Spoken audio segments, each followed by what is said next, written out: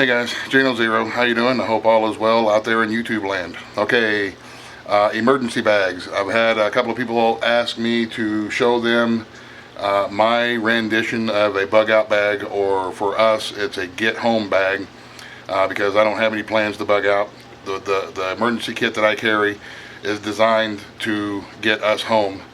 Our worst case scenario is 6 of us on foot walking for up to 3 days is what I've designed this bag around. I figured that's about a 2.5 hour-ish drive. Make a circumference around your roughly 80 miles, 90 miles, and that's where this should get us home from, within that circle on a map, so of our house, within 90 miles. So let me show you what I got. The bag that I use is just the standard, well it was anyway, the old standard Alice style military ruck, military backpack, whatever it is that you want to call it. It's an old one. This is old school. You can see that it's woodland camouflage and it's on a frame, so it does the business and it is tried and true. You cannot, in my opinion, go wrong with military gear because, well, they design it for a reason. In one of the pouches here, I've got 3 different kinds of cordage. I've got big cordage, I've got medium cordage, and I've got small cordage. This is just bank line, and then a thicker twine, and then an actual yellow nylon rope. That's what we got for cordage. Now, we'll start over here on this side. I don't have this in any kind of any discernible order. When I pack the bag, I pack the bag with things that will be used first in the bag. That way they're at the bottom of the bag, and things that will most probably be used first at the top of the bag, such as the first aid gear and the water and the food stuff. So, all right, here we go. This is an 8 by 10 7 mil tarp. This one is camouflaged on one side and white on the inside. That way we will have cover. We will have extra water collection if it's raining, and we will have a big giant white flag to signal with if we need to. Down here in this bag, I keep most things in its own separate bag, just in case you get dunked in water or any of that kind of stuff. So most things I have are in zip top bags. In this bag here, I have 2 ink pens. I have a notepad of paper.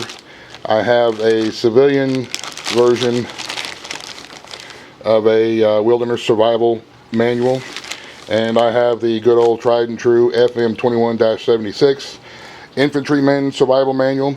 These are reference guides that you can use if you have any questions about if you think it's something edible, any kind of first aid, knots, you name it. These books have got it, all kinds of stuff.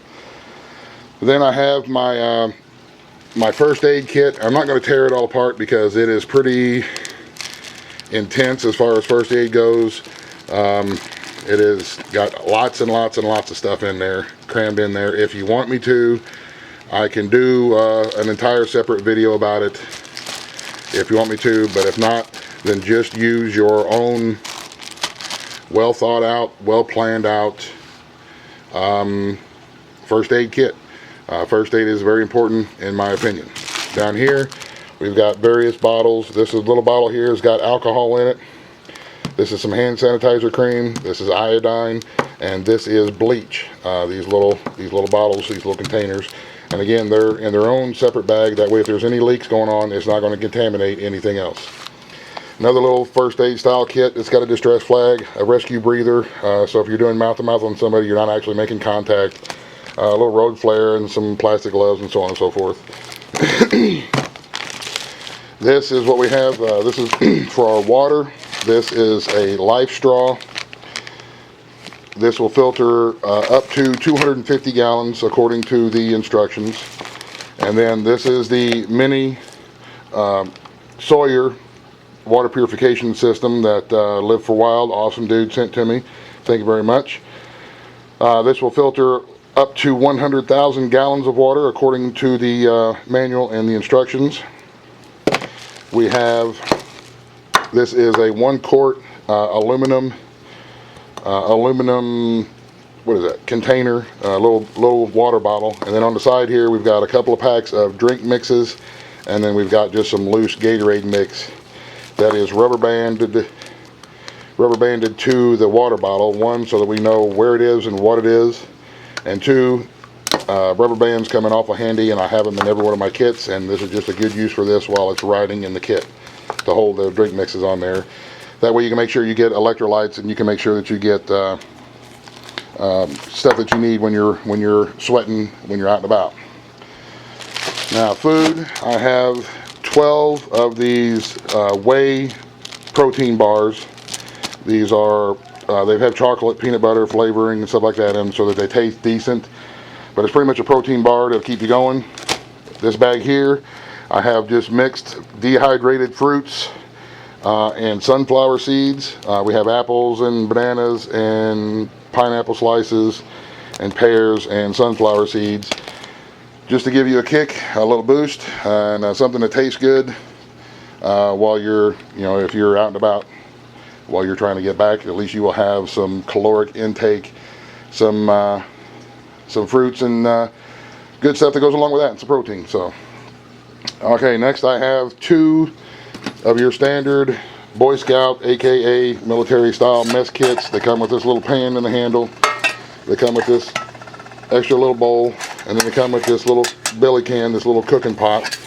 And inside this little cooking pot, I have packs of salt and pepper that you would get from any restaurant or takeout joint, something like that. You can grab a whole bunch of extra of these and save them in your storage, your preparedness kits, because they do come in handy.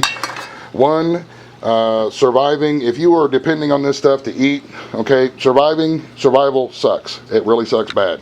It is no fun. I have children to think of, so anything that I can do to make their food a little more palatable and a little more enjoyable, the easier it's going to be on them if we are in fact in a bad situation and we are on foot and we are trying to walk our way home out of a situation. So I keep salt and pepper in there. Plus salt, you got to have it every day in your diet, and pepper has lots of uses. It's good for, if you got some bleeding going on and stuff like that. So, and then your little kits just fold back up together like that one there is, and go move along. We have a few packs of these forks. They're just regular forks. They're individually wrapped in cellophane. Got to have something to eat with. Don't want to use your fingers. Like I say, it's more enjoyable. Plus, each one of these has a cellophane wrapper on it. These cellophane wrappers are awesome fire starting materials. They will burn even when they're soaking wet. So we have some of these. We already talked about the bag. Over here, I have just a regular set of the old cheap style work gloves. Just because whenever you're doing stuff, you want to cover your hands and protect them, because when you're out and about, it's not the time to be getting cuts and scrapes and bruises and stuff like that. You want to avoid that kind of stuff. So if you're chopping wood, splitting wood, grabbing wood, whatever you're doing, you can wear your gloves. Also, anybody who's seen my videos, I am a large fellow, and I usually wear work boots. Well, work boots are great for working, but they're not good when you're walking down the highway. So I got this idea from watching Desarty1. I watched his bug out bag video. He was talking about shoes. It made perfect sense to me to have a set of comfortable walking shoes in your emergency bag. That way when you hit the road, your feet are not getting blistered up, because work boots, at least mine, I don't have really expensive good ones. They're not designed to be walking 25-30 miles a day in. So I put these shoes in there to help with my feet.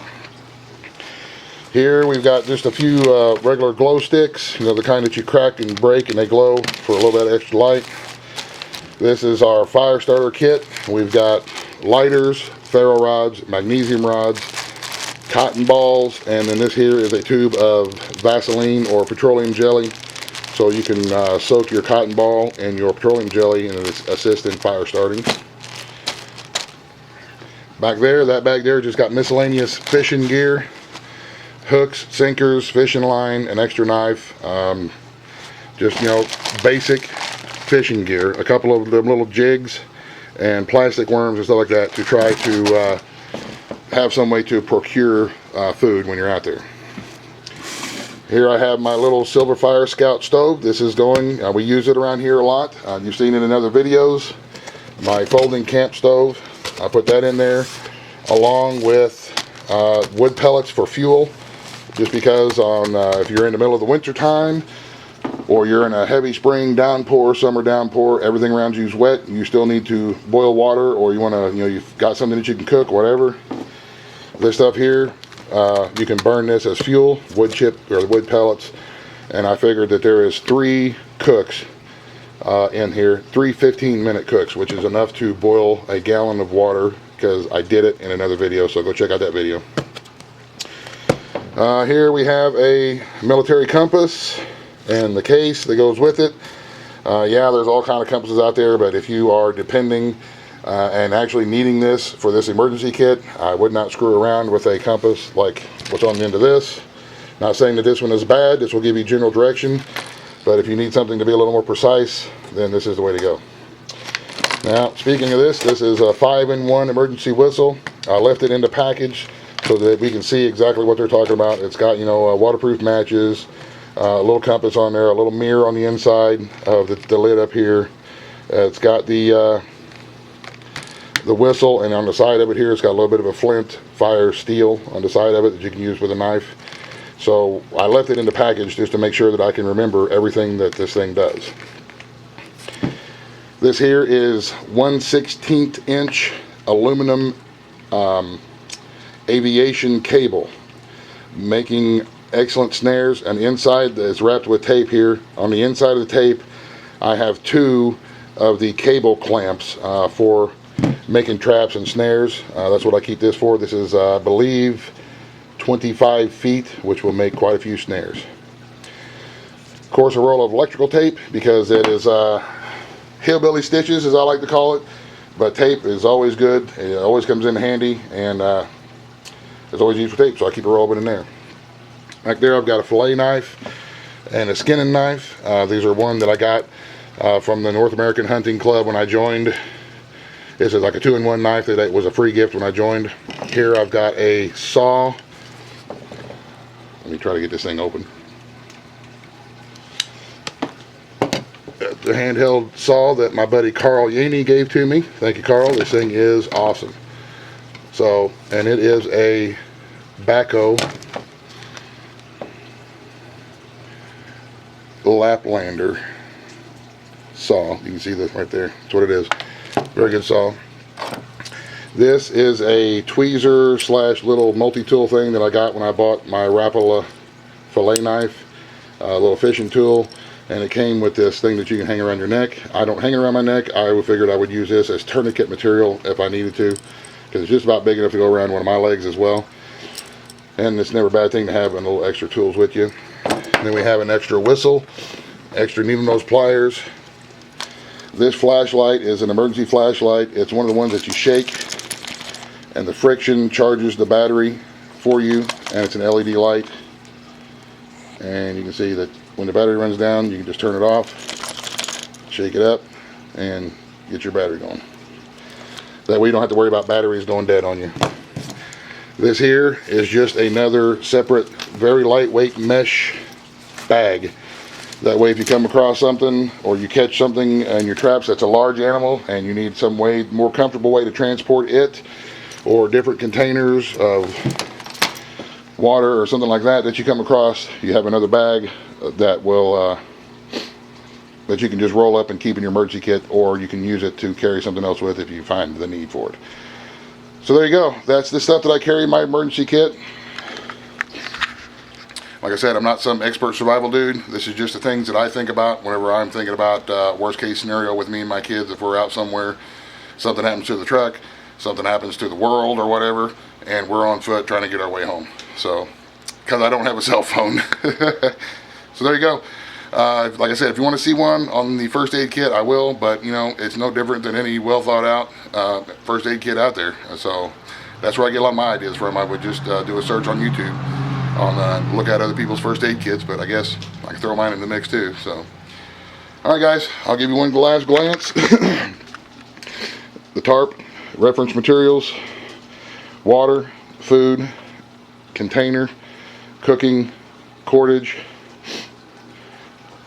work gloves, comfortable shoes, food procurement, knives, stove and fuel, compass, flashlight, tape, whistles, saws, Like I said, that cable that I use for the snares, which makes really good snares, is 1/16 inch aluminum aircraft cable. So, all right, guys, there you have it. Have a great evening. Thanks for watching. God bless. The end. Buzz, buzz. The end.